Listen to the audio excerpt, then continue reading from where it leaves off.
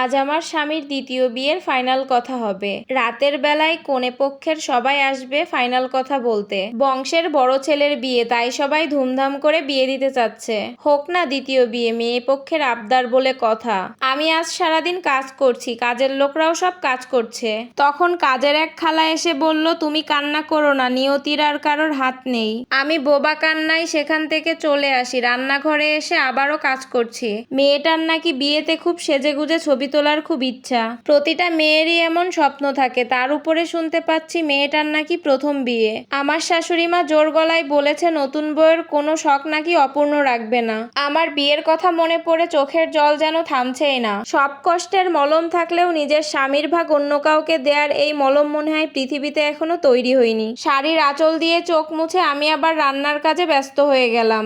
তখন আমার শাশুড়ি মা রান্নাঘরে এসে বললেন, বৌমা সব রান্না যেন ঠিক মতো হয়। নতুন আত্মীয় হতে যাচ্ছে, ভালো মন্দ না খাওয়ালে কি চলে? পরে যেন বলতে না পারে ঠিক মতো আপ্যায়ন করতে পারিনি। আগে আমার শাশুড়ি আমাকে সারাক্ষণই বৌমা বৌমা বলে ডাকতো। আর যখন থেকে আমার স্বামীর দ্বিতীয় বিয়ের কথা চলছে তখন থেকে তো বৌমা বলার দূরের কথা, আমাকে দেখতেও পারে না। আর আমাকে এত আদরের চোখে দেখবেও বা কি করে, নতুন বউয়ের আগমন চলছে বলে কথা। তখন আমি আমার শাশুড়িকে বলছি কি, মা আপনি চিন্তা করবেন না, আমি সবকিছুই খেয়াল রাখবো। তোমার খেয়াল থাকলে আমি কি আর বলতাম?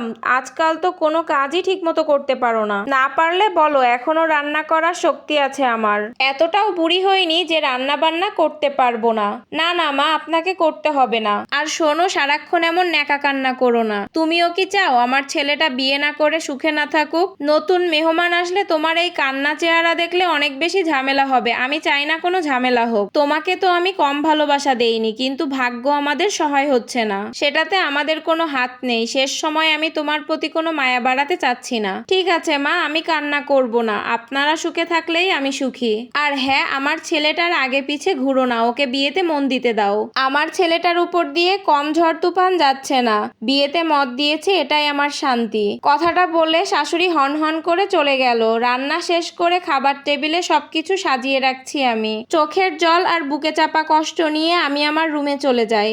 চারিদিকে কত আলো ঝলমল করছে, কিন্তু আমার জীবনে অন্ধকার নেমে এসেছে। ওর মনেও কি নতুন বউয়ের জন্য ভালোবাসার ঢেউ বয়ে যাচ্ছে, যেমনটা হয়েছিল আমাদের বিয়ের সময়? আজকাল খুব বেশি প্রয়োজন না হলে আমার স্বামী আমার পাশে আসে না, অথচ আমার থাকা না থাকাতে কারোর কোনো যায় আসে না। না থাকলে বরঞ্চ ওরা আরো বেঁচে যায়। ওরা তো আমাকে কেউ রাখতে চায়নি, বরঞ্চ আমি জোর করে থেকে গেলাম। আমি দু চোখ ভরে দেখতে চাই কিভাবে আমার স্বামী আমার সামনে অন্য কাউকে ভালোবাসে।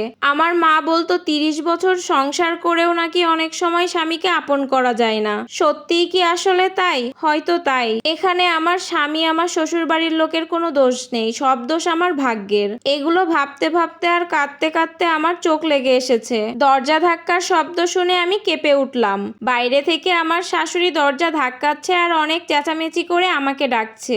বলছে, মেহমানরা সবাই চলে এসেছে, এত ঘুম কি করে হয় তোমার? তাড়াতাড়ি এসো তুমি। তখন আমি গায়ের কাপড়টা ঠিক করে চোখ মুখ মুছে তাড়াতাড়ি বাহিরে গেলাম। বের হয়ে আমার অসহায় চোখ দুটি আমার স্বামীকে খুঁজছে।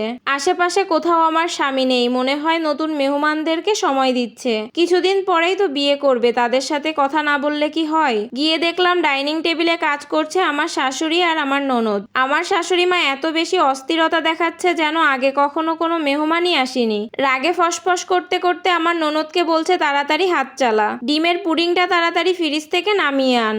আমি আর তুই না করলে দেখবি সময় মতো কেউই খেতে পারবে না।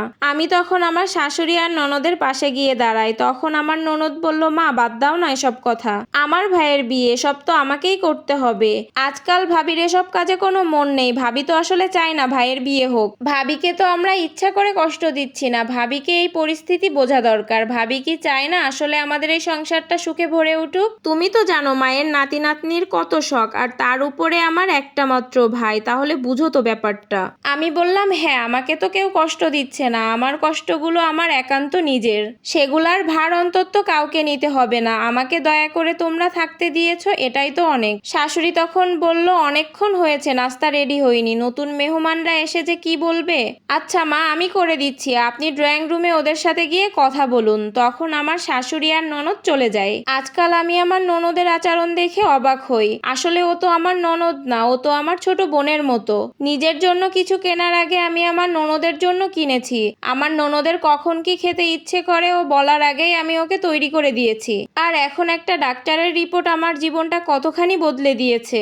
বিয়ের পর সব মেয়েরই একটা স্বপ্ন থাকে তার কোল জুড়ে একটা ফুটফুটে সন্তান আসবে। মা হতে পারবো না এখানে আমার তো কোনো হাত নেই। মানুষ চাইলে তো তার সব ইচ্ছা পূরণ করতে পারে না। আল্লাহ না দিলে বান্দার কখনো এসব সব ইচ্ছা পূরণ করা সম্ভব না। এসব কথা ভাবতে ভাবতে আমি ড্রয়িং রুমে গেলাম। দেখলাম আমার স্বামীও নতুন শ্বশুরবাড়ির লোকজনের সাথে কথা বলায় ব্যস্ত।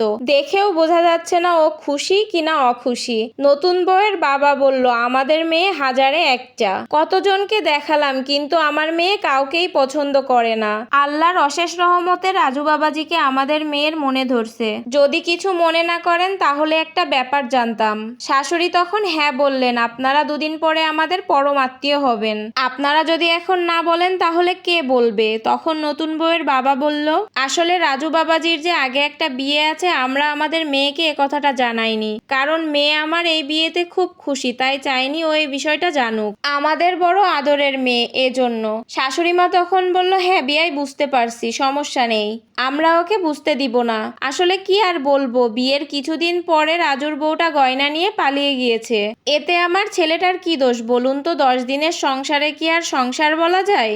অনেক দিন ধরে বিয়ে করানোর চেষ্টা করছি, অবশেষে রাজি হলো। তখন নতুন বউয়ের বাবা বলল, আসলে আজকাল মেয়েদেরকে বোঝা বড় মুশকিল, তবে আমাদের মেয়ে আপনাদেরকে নিরাশ করবে না। এ কথা শুনে আমি আমার নিজের কানকেও বিশ্বাস করতে পারছিলাম না। এসব কি বলছে আমার শাশুড়ি মা? এত বড় মিথ্যা কথা কত সুন্দর সাজিয়ে গুছিয়ে বলে দিচ্ছে। আমার জীবনে খারাপ সময় না আসলে আমি আসলে এদের আসল রূপ দেখতে পেতাম না। আমার স্বামী সব শুনেও শান্ত ছেলের মতো বসে আছে। ওর শান্ত হওয়া প্রমাণ করে দিচ্ছে ও আসলে কি চায়। আর এই পুরো স্টোরিটা একটা আপুর জীবন থেকে নেয়া। আর কিছু কিছু মেয়েরা শ্বশুরবাড়ির মানুষের জন্য সবকিছু করলেও তাদের কখনো মন পায় না।